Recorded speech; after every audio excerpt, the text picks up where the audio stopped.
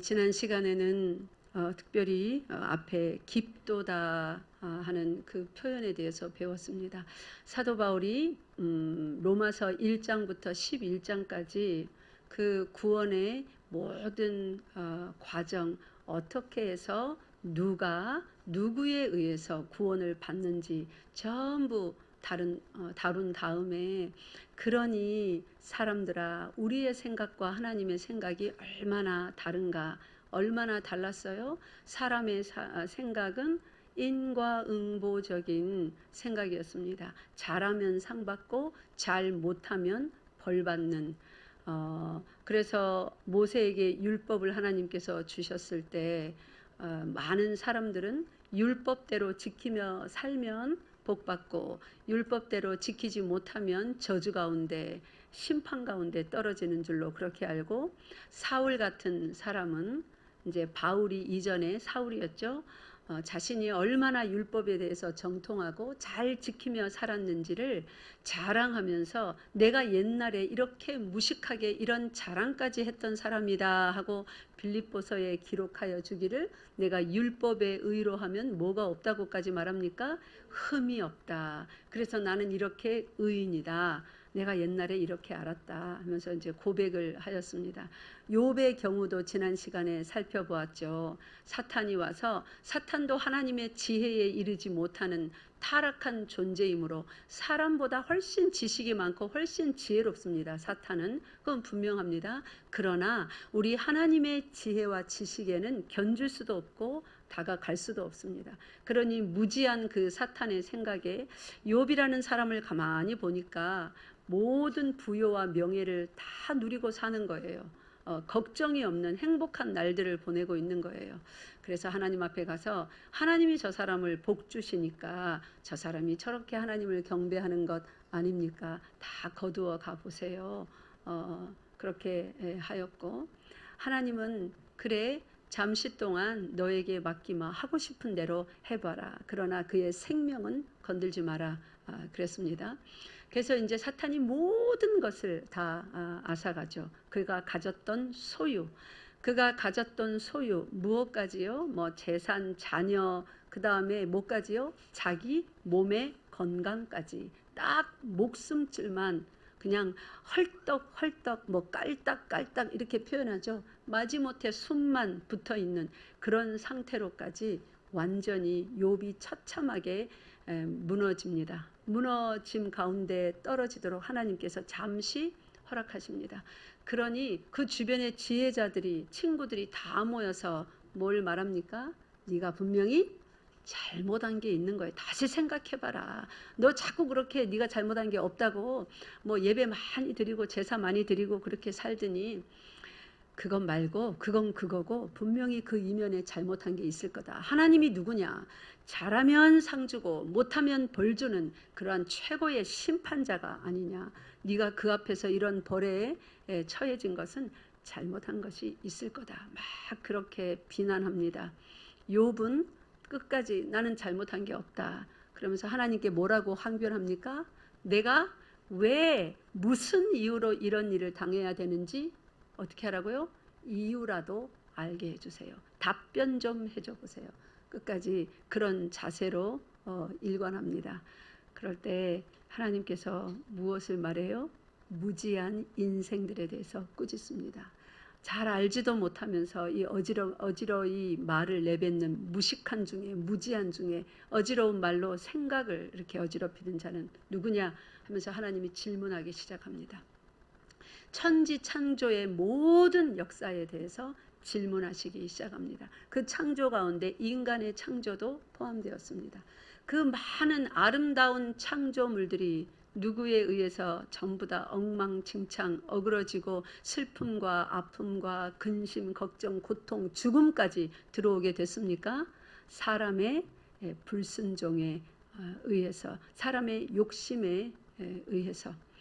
그래서 이제 욥은 하나님 앞에 질문받는 그 모든 것에 몇 마디 답변했습니까? 한 마디도 못했습니다. 죄가 없었다면 답변할 수 있었어요. 그 상태가 처음 아담의 상태였습니다. 아직 죄 짓기 전에 하나님께서 모든 짐승들을 그 앞으로 지나가게 할 때 즉각 그의 지식과 지혜로 그 앞에 있는 모든 것에 대한 지식이 있었고 또 지혜를 발하여 이름을 즉각 지어질 수 있었습니다. 그러니까 질문에 상황에 답변하고 대처할 수 있는 그게 죄가 없는 상태입니다.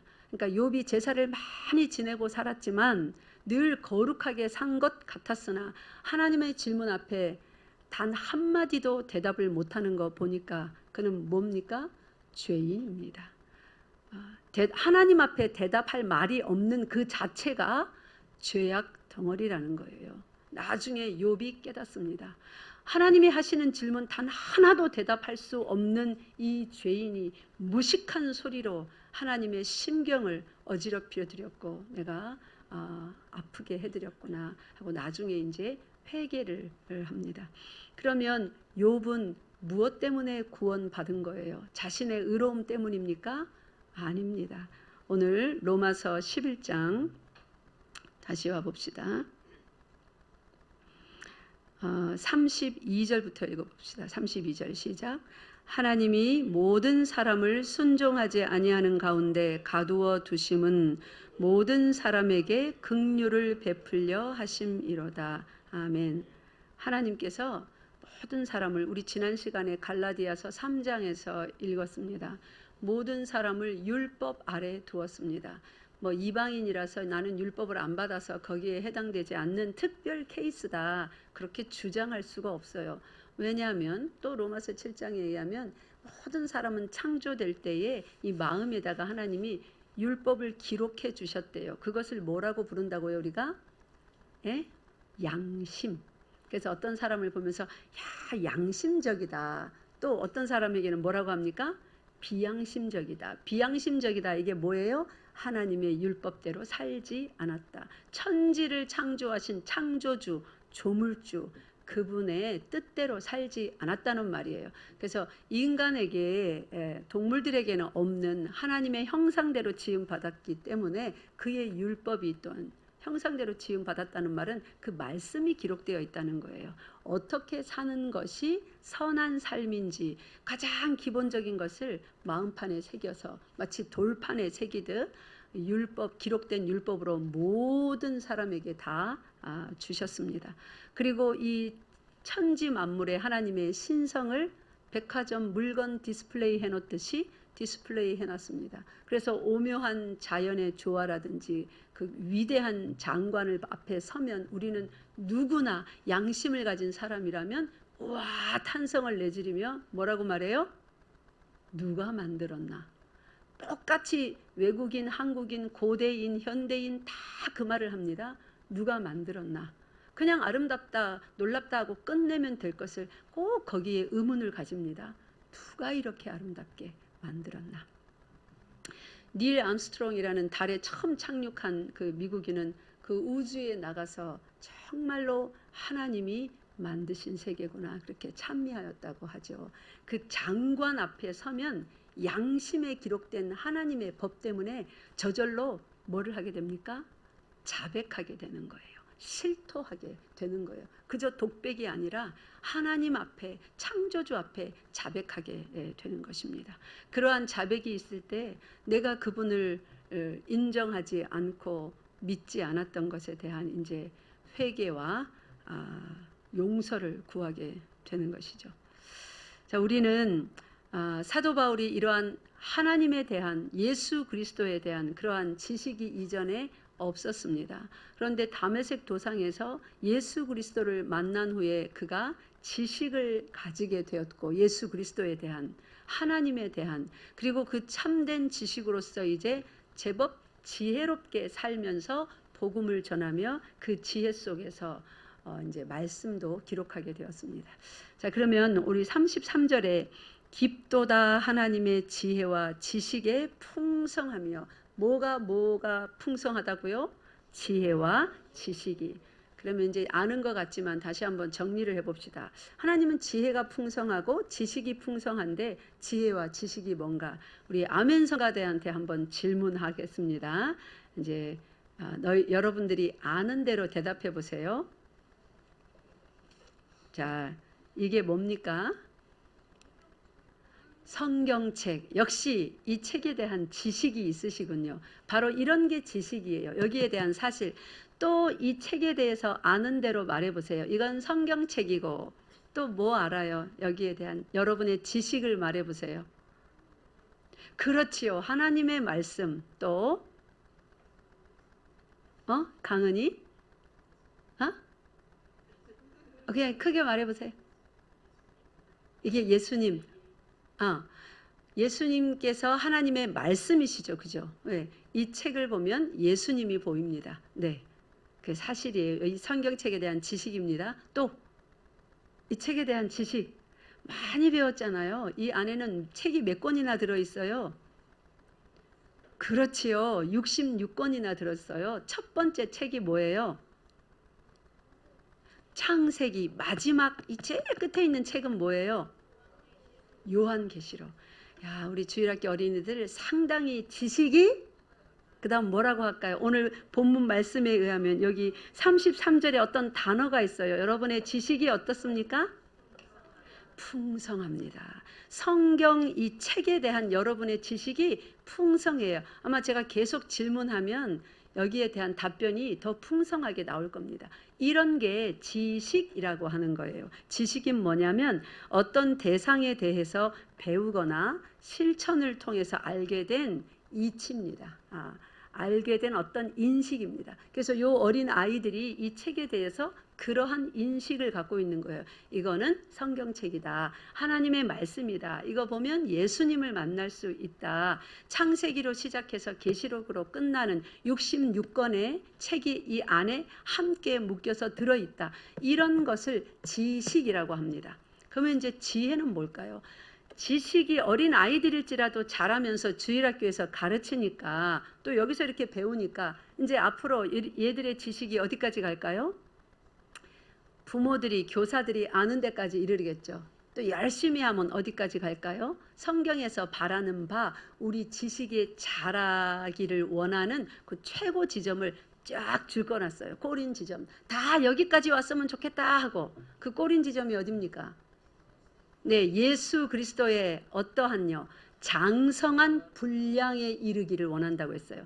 예수 그리스도의 지식은 최고 위치에 있습니다. 완전합니다. 예수 그리스도의 지혜는 완전함에 있습니다. 우리가 하나님께서는 점점 배우고 익히고 자라가서 어디에 이르기를 원해요? 예수 그리스도의 그 지식과 그 지혜의 풍성함에 이르기를 원하신다고 성경책에 기록하고 있습니다. 자, 그러면 이런 지식이 하나님이 풍성하대요. 우리도 하나님을 닮도록 또 닮게 창조되었으므로 제법 어린 아이들인데도 지식이 풍성합니다. 그 다음에 뭐가 풍성해야 돼? 또 지혜가 풍성해야 돼요. 우리 하나님이 지혜가 풍성하니까 우리도 지혜가 풍성해야 돼요. 자, 우리 어린 아이들 지혜가 풍성한지 지혜가 있기는 한지 이제 지식보다 더 중요한 거예요. 지식을 쌓는 것은 지혜를 얻는 것보다 굳이 비교하자면 조금 쉬울 수 있어요. 그런데 지혜는 지식보다는 조금 어려워요. 자, 우리 아멘 성가대 또 질문할게요. 여러분이 이 책에 대해서 제법 지식이 풍성했는데 그러면 이 책은 이걸 우리가 막 씹어 먹는 건 아니잖아요. 그죠? 배고플 때 간식 먹고 싶을 때 이걸 먹는 건 아니에요. 그럼 먹지도 못하고 이거 뭐 베개로 쓸까요? 베개로 쓰지도 못하는데 이거 어디다가 쓸까요? 이 책을 언제 필요할까요? 자, 이건 지혜가 있어야 대답할 수 있는 거예요. 여러분에게 분명히 지혜가 있습니다. 이 책은 언제 쓸까요? 어떨 때 여러분에게 필요할까요? 그렇지요. 예배할 때 이 책이 없다면 우리 어떻게 예배합니까? 그죠? 목사님 아마 예배 인도 못할 거예요. 맞습니다. 예배를 누가 받으시나요? 하나님이 받으시는데 사람의 말로 예배하면 될까요? 절대로 안 되죠. 그죠? 하나님의 말씀으로 예배해야 하나님이 받으시는 거예요. 그러니까 예배할 때 필요해요. 또 그러면 예배할 때만 필요하고 평소에 집에서 학교에서 생활할 때는 전혀 필요가 없는 걸까요? 이 책이? 필요가 없다면 여러분 집에 성경책 사서 놔둘 필요가 없겠죠. 어떨 때 또 필요할까? 예배할 때 말고. 예? 자, 회장님. 어떨 때 필요할까요? 예? 뭐 아는데 입을 달싹거리는데 조금 틀리면 어떡하지 하는 걱정이 좀 있는 것 같아요. 이럴 때는 우리 선배님들이 도와줘야죠. 자, 유스그룹 이제 대답해 보세요. 이 책에 대한 지식이 여러분들은 이 주일학교 어린이들보다는 지식이 많을 겁니다. 그죠? 그러면 이 책은 언제 필요할까요? 어떤 상황에 여러분이 잘 쓸 수 있을까요? 유스그룹 아닌 척 막 고개 숙이고 이러시면 안 됩니다. 근데 다 알고 있습니다. 이름을. 언제 쓸까요? 네? 네, 하나님을 알고 싶을 때 여러분 뭐 메가더 장군에 대해서 알고 싶다. 나폴레옹에 대해서 알고 싶다. 그럼 어디 갑니까, 여러분? 서점 가죠. 인터넷 뒤지죠. 하나님에 대해서 더 알기 원해요. 예수 더 알기 원함은. 그런데 어디 가서 예수님을 알까? 어디 가서 알까요? 이 책을 펼쳐야 됩니다. 이런 것이 바로 지혜라는 거예요. 지혜라는 것은 사물의 이치를 빨리 깨닫고 사물을 정확하게, 상황을 정확하게, 그 삶을 정확하게 처리하는 능력이에요. 예수를 더 알고 싶은데 어떡할까? 성경 펴야죠. 아, 내가 고민이 있는데 학교에서 친구가 나를 자꾸 이유 없이 괴롭히는데 나에게 저 구석으로 가서 돈을 뺏고 또 내일 가면 걔한테 또 붙잡혀서 한 대 맞을 것 같은데 정말 두렵다. 나는 학교를 가야 되나 말아야 되나. 이런 상황을 어떻게 해야 되나. 성경 펴세요. 성경의 답이 다 있습니다. 아, 내가 돈이 없는데 어떻게 하나. 빚쟁이들은 날마다 독촉하고 이제 은행에서 대출은 더 이상 뭐 대출할 수 있는 이제 소스는 다 써서 없고 어떡할까. 그럴 때 어떻게 하는 거예요? 지혜의 근본 되시는 하나님께 물어야죠. 모든 지혜와 지식이 풍성하신 거기에는 나의 삶에 대한 나의 문제에 대한 그것에 대한 지혜와 지식도 하나님은 풍성하십니다. 즉 모든 답이 누구에게 있다는 거예요? 하나님 속에 다 이미 주어져 있다는 거예요. 우리가 답을 알지 못해서 헤매고 근심하고 어디 가서 구석에 가서 혼자 울다가 아주 하나님 보시기에 악한 그런 방법으로 문제를 해결하고 다시 돌아와서 죄송합니다 하고 예배 드려야 될 만큼 그렇게 우리를 내몰라라 던져두는 하나님이 절대로 아니라는 거예요. 믿습니까? 그렇게 하나님은 그 지혜와 지식이 우리 구원하는 그 일뿐만 아니라 우리의 그냥 일상생활 먹고 마시고 입는 뭘 행하는 그런 모든 일상생활에 대한 지혜와 지식도 풍성합니다. 거기에 대한 것을 배우려면 하나님의 말씀인 성경을 날마다 사랑하고 펼쳐야 되는 것입니다. 우리 이사야서 55장 펴보세요.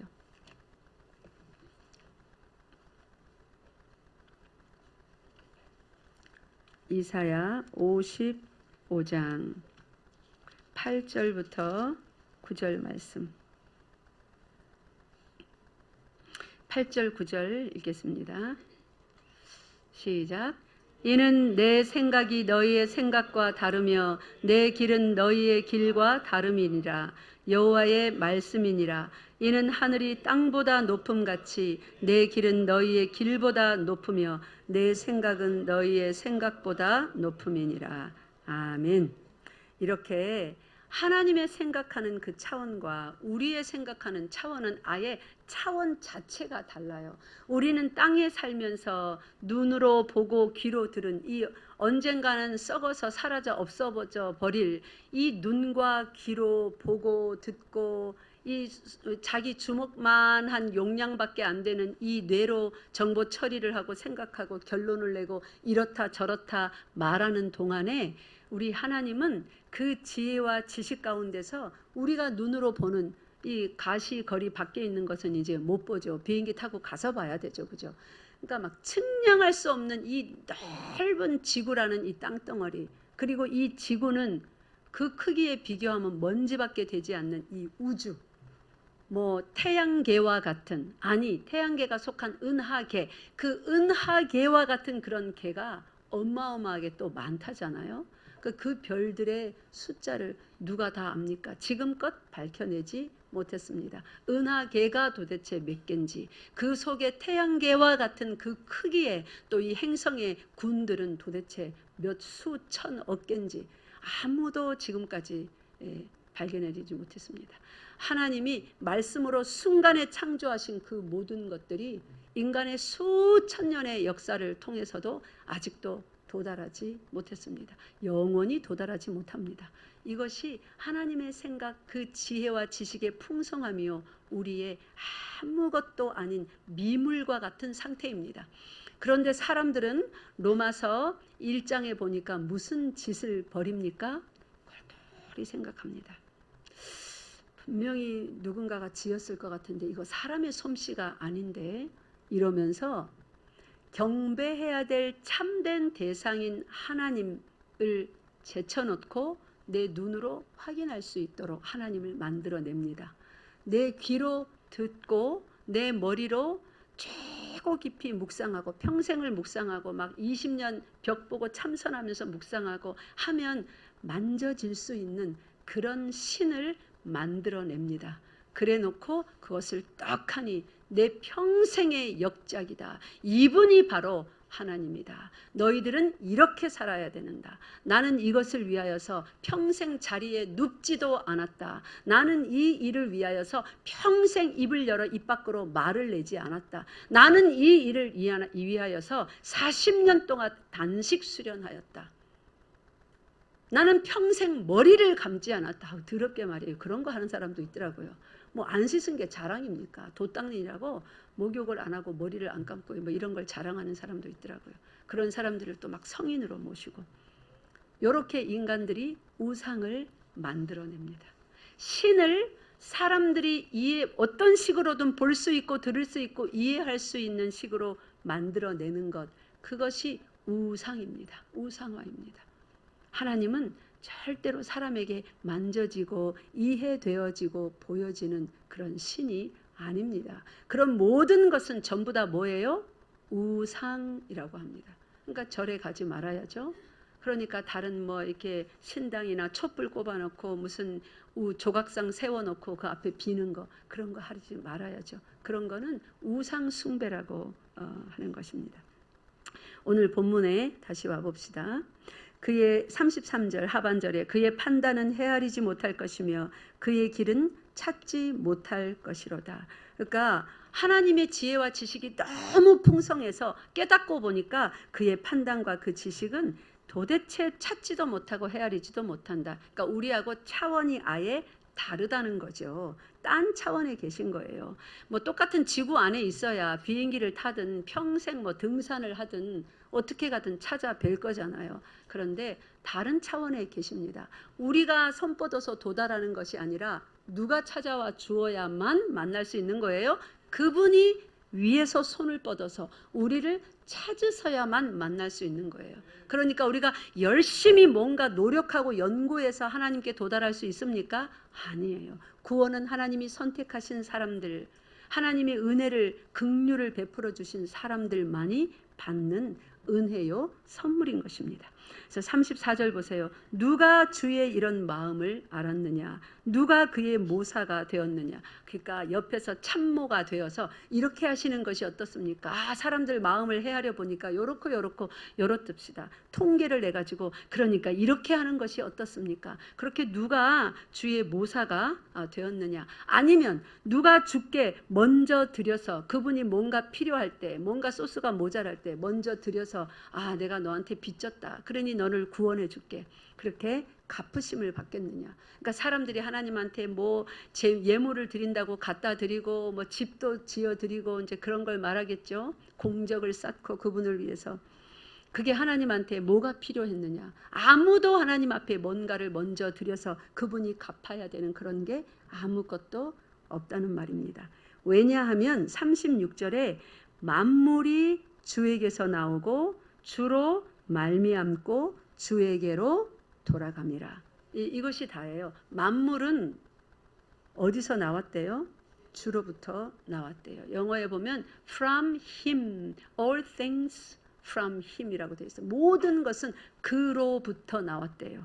그 다음에 주로 말미암고 through him, 예수 그리스도로 인하여, 예수 그리스도 때문에 생명과 삶을 갖게 되었다고 합니다. 그리고 나중에 결국은 어떻게 된다고요?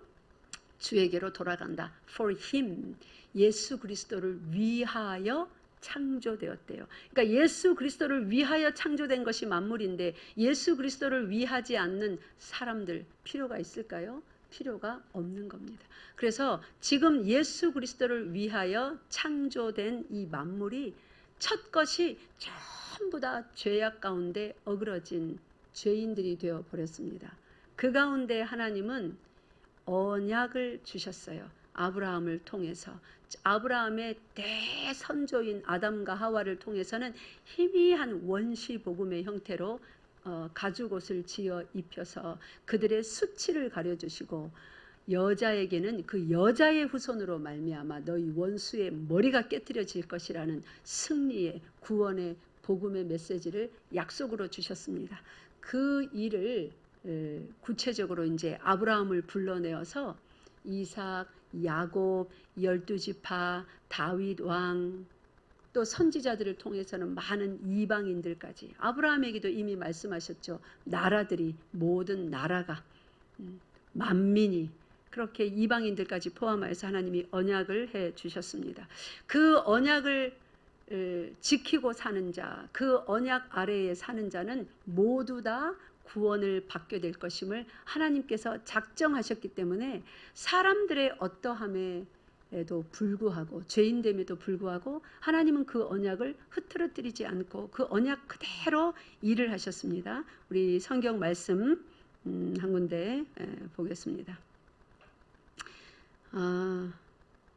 지난 시간에도 읽었던 말씀입니다. 출애굽기 33장 19절입니다. 출애굽기 33장 19절.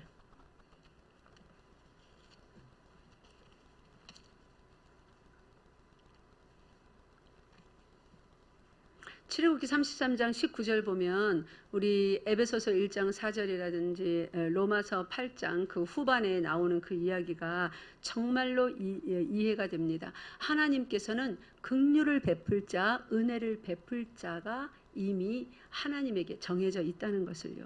33장 19절 시작. 여호와께서 이르시되 내가 내 모든 선한 것을 내 앞으로 지나가게 하고 여호와의 이름을 내 앞에 선포하리라. 나는 은혜 베풀 자에게 은혜를 베푸고 긍휼히 여길 자에게 긍휼을 베푸느니라. 아멘.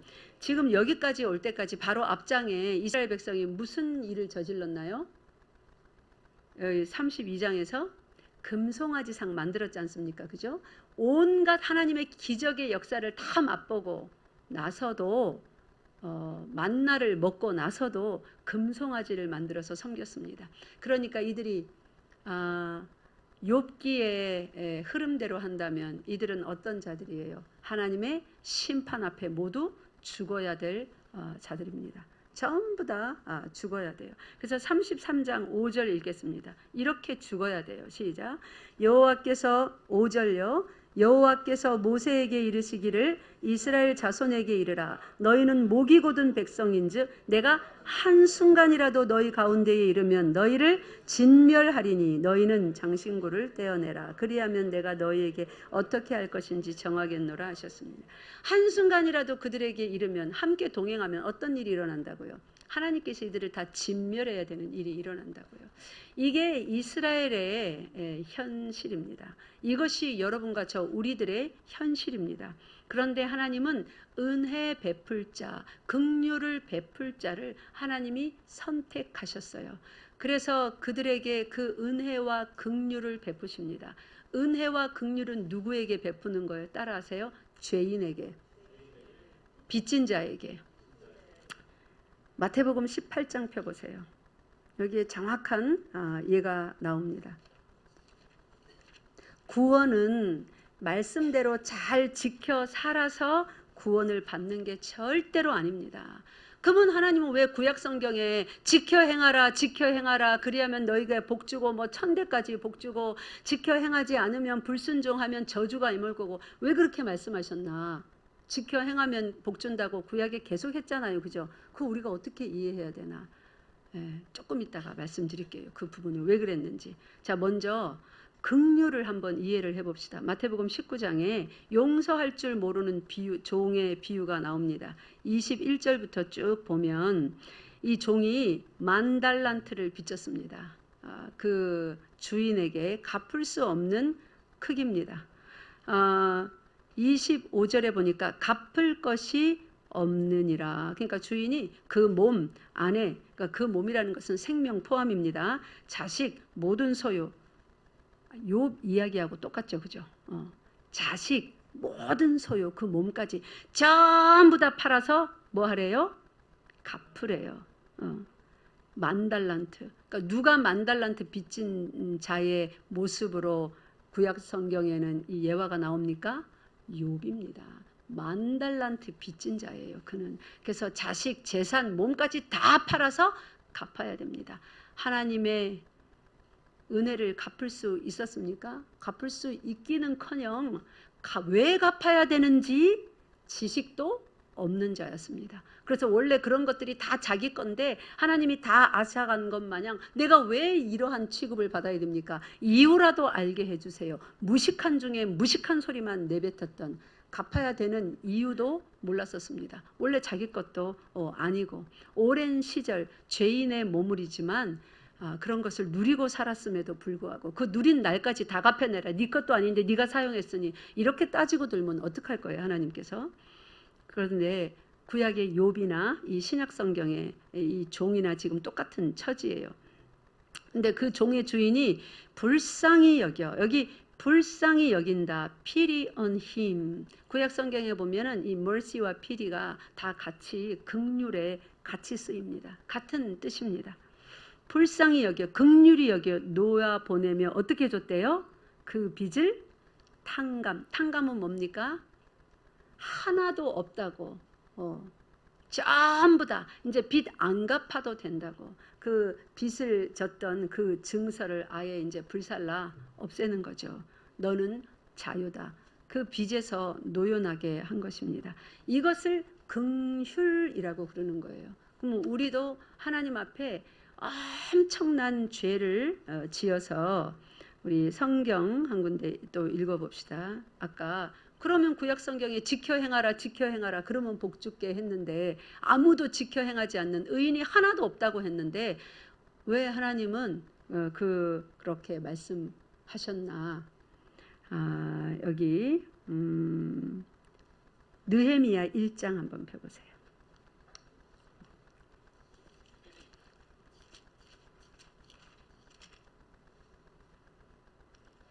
느헤미야 1장 5절. 구약성경 726면입니다. 1장 5절 시작. 이르되 하늘의 하나님 여호와 크고 두려우신 하나님이여 주를 사랑하고 주의 계명을 지키는 자에게 언약을 지키시며 긍휼을 베푸시는 주여 간구하나이다. 자, 구약성경이 이곳저곳에 지켜 행하라 지켜 행하라 지켜 행할 때에 주시는 많은 복이 있다고 하나님이 약속, 언약을 해 주셨습니다. 그런데 이 느헤미야 말씀에 의하면 주를 사랑하고 주의 계명을 지키는 자에게 하나님도 뭘 지키신다고요? 언약을 지키신대요. 자, 그러면 신구약 성경 전체가 공이 말하는 것이 의인은 없나니 하나도 없다입니다. 그럼 계명을 지킨 사람이 있어요, 없어요? 단 한 사람도 계명을 지킨 사람이 없는 것입니다. 단 한 사람도 없어요. 그러면 모든 사람이라는 존재에게 이제 떨어져야 되는 결론적인 심판의 판결은 뭐라고 나야 돼요? 전부 다 영원한 사망, 죽음, 지옥행, 이것이 전부 다 정해진 것입니다. 이것이 율법 아래에 사는, 갈라디아서 3장에서 말했던 율법에다가 딱 가두어 놓은 사람들의 모습이에요.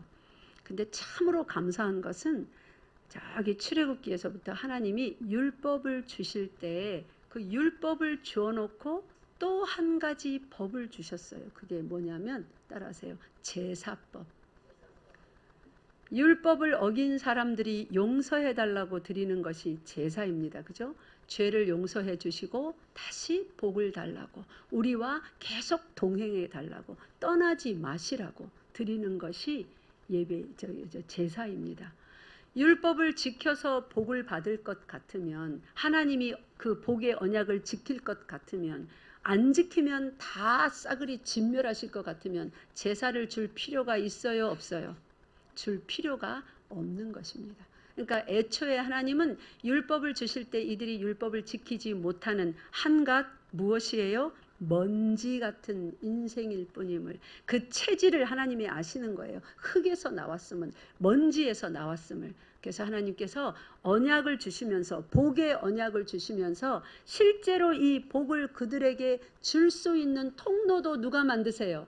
하나님이 만드시는 거예요. 제사의 통로를, 하나님 앞으로 나아올 수 있는 통로를. 그러니까 죄인이 의롭게 되어서 율법 잘 지켜서 구원을 받는 게 아니라, 구원은, 축복은 어떻게 받는 거예요? 하나님의 긍휼히 여겨주심. 긍휼히 여겨주시는 거 아까 여기 마태복음 18장에서 읽었잖아요. 불쌍히 여기는 거, 갚을 것이 하나도 없어서, 해결할 능력이 하나도 없어서 그들에게서 요구하지 않고 죄 없음, 빚 없음, 그 상태로 해주는 거, 그게 하나님의 긍휼의 은혜입니다. 그렇게 구원을 받는 거예요. 자, 그러면 이것만 있다면 하나님은 큰 오류에 빠집니다. 그래서 사탄이 손가락질할 겁니다. 당신이 하나님 맞아. 어떤 측면에서 그렇냐면 그냥 빚 없음, 죄 없음 상태로 불쌍하잖아. 이들은 흙에서 나왔는데 어떻게 내 모든 계명을 지켜. 불쌍해서 내가 죄 없음 다 이렇게 탕감해 줬어. 그렇게만 끝낸다면 이제 하나님은 사단이 날마다 참소하는 손가락질 때문에 아마 괴로워하셔야 될 거예요. 그게 뭐냐면 하나님의 공의 부분이 어그러진 거예요. 죄를 지으면 반드시 죄의 싹은 뭐여야 됩니까? 사망이어야 됩니다. 그게 하나님의 법입니다. 근데 우리는 우리의 사망으로 죄의 갚음을 해낼 수도 없습니다. 우리의 사망으로는 어림도 없습니다. 죄인이 죄인의 피를 흘려서 어떻게 죄를 다 사한단 말입니까? 그러니까 방법이 없는 거예요. 구제불능들입니다. 그럴 때 하나님의 공의가 어그러지면 구원도 없는 겁니다. 하나님의 나라도 없고 하나님도 아닙니다. 공의를 실현하셔야 돼요. 죄 지은 자는 전부 다 뭐 해야 됩니까? 다 사망에 이르러야 됩니다. 그래서 하나님께서 내신 방법이 있습니다. 고린도 후서 5장 마지막으로 읽겠습니다. 고린도 후서 5장입니다. 21절 읽겠습니다. 고린도 후서 5장 21절 시작. 하나님이 죄를 알지도 못하신 이를 우리를 대신하여 죄로 삼으신 것은 우리로 하여금 그 안에서 하나님의 의가 되게 하려 하심이라. 아멘. 우리 모두를 갚을 능력이 없으니까 불쌍히 여겨서 우리 죄 때문에 진 하나님께 대한 빚을 다 없음 하고 탕감해 주셨어요. 그러고도 하나님의 공의가 어그러지면 하나님이실 수가 없으니 이 아이러니를 어떻게 해결하셨냐면 죄가 하나도 없으신 정결한 무흠한 예수 그리스도를 제물, 즉 구약 성경에서 많은 제물로 드렸던 흠없는 숫 양처럼 예수 그리스도를 단번에 드리는 영원한 효력이 있는 제물로 삼으셨습니다. 그래서 죄가 없으신 그분을 뭐로 삼았어요? 우리들의 죄로 삼으셔서 그에게 모든 우리들의 죄를 다 지우셨으니까 죄로 삼으시는 거죠. 이삭이 어느 날 갑자기 뜬금없이 그에게 장작이 지워졌습니다. 그리고 번제할 어린 양으로 저 모리아산 예수께서 희생당하신 그곳으로 올라가게 되는 거예요. 거기서 우리는 이 대속의 은혜의 희미한 그림을 보게 되는 것입니다. 그렇게 하나님은 당신의 독생자 그 아들을 죄로 삼으셔서 우리의 죄값을 치루어 하나님의 공의를 세우시고 우리들을 불쌍히 여기시는 하나님의 그 영원하신 능력의 사랑으로 우리를 덮으시사 죄를 다 없음 상태로 이분이 예수님이 죄를 갚으시고 죄값을 내시고 우리는 그 은혜를 받아서 죄 없음이 선포되도록 그렇게 하셨습니다. 그것이 지금 이제 사도 바울이 드디어 깨달은 거예요. 내가 율법을 지켜서 의에 이르는 것이 아니구나. 모든 사람은 하나님의 긍휼 29절에 보니까 로마서 11장 29절에 하나님의 은사와 부르심에는 후회하심이 없느니라. 하나님은 우리가 죄를 많이 지어서 완악하게 행해서 괜히 불렀다 이렇게 후회하거나 그러는 분이 아니구나. 애초에 하나님의 긍휼을 입혀서 우리를 구원하시기로 그렇게 작정을 하셨구나. 그래서 죄 많은 곳에 이스라엘이 범죄함으로 긍휼로 구원받게 하시고 이방인들이 범죄하였으니 그의 불순종 때문에 하나님의 긍휼이 입혀져서 긍휼로 구원받게 하셨구나. 와, 놀랍다. 우리는 인과응보만 알았는데 깊도다 하나님의 지혜와 지식의 풍성함이요 그의 판단은 헤아리지 못할 것이며 그의 길은 찾지 못할 것이로다. 그 누가 이런 생각을 하겠습니까? 내가 긍휼히 여기리라. 너는 나한테 아무것도 갚지 않아도 돼. 내가 내 하나뿐인 독생자 아들 예수 그리스도에게 너희들이 내야 되는 모든 그 값을 다 받아내겠다. 정결하고 무흠한 내 아들에게 모든 죄를 다 지워서 그가 그의 몸으로 물과 피를 다 쏟아 죄값을 치르게 하겠다. 누구든지 주의 이름을 부르는 자는 누구든지 예수 믿으면 시작 구원을 얻으리로다. 아멘. 그러니 깊도다. 이 여호와라는 이름으로 구원의 계획을 세우시고 언약을 주신 이 하나님의 이름이 얼마나 놀라운지요. 그래서 여러분과 저는 주로부터 나왔고 주로 말미암았고 주님 때문에 우리가 생명을 가진 거예요. 갈라디아서 2장 20절처럼. 그리고 우리는 반드시 정해진 그 날에 몇 월 며칠인지 우리가 모릅니다. 그러나 하나님이 아세요. 그의 지식 가운데 들어있는 날입니다. 몇 월 며칠 몇 시 그 날에 우리 각자가 어느 장소에서 부름받을지 무덤에서 일어날지 살아생전에 맞을지 모르겠습니다.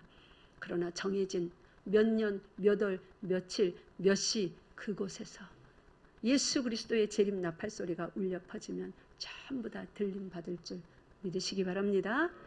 그 영광스러운 나를 위하여 주를 위하여 우리를 창조하셨고 선택하셨습니다. 복된 여러분 명절도 복되게 보내시고 한 주간 복된 주간 되시기를 바랍니다. 기도하겠습니다. 아바 아버지 감사와 찬송과 영광을 올려드립니다. 우리에게 주신 구원의 은혜가 참으로 깊어서 다 표현할 수 없으나 하나님께서 주신 지각으로 온 힘을 다하여 깨닫고 하나님께 감사하며 살겠습니다. 하나님 우리의 발걸음을 인도하여 주시옵소서. 우리 주 예수 그리스도 이름으로 기도드리옵나이다. 아멘.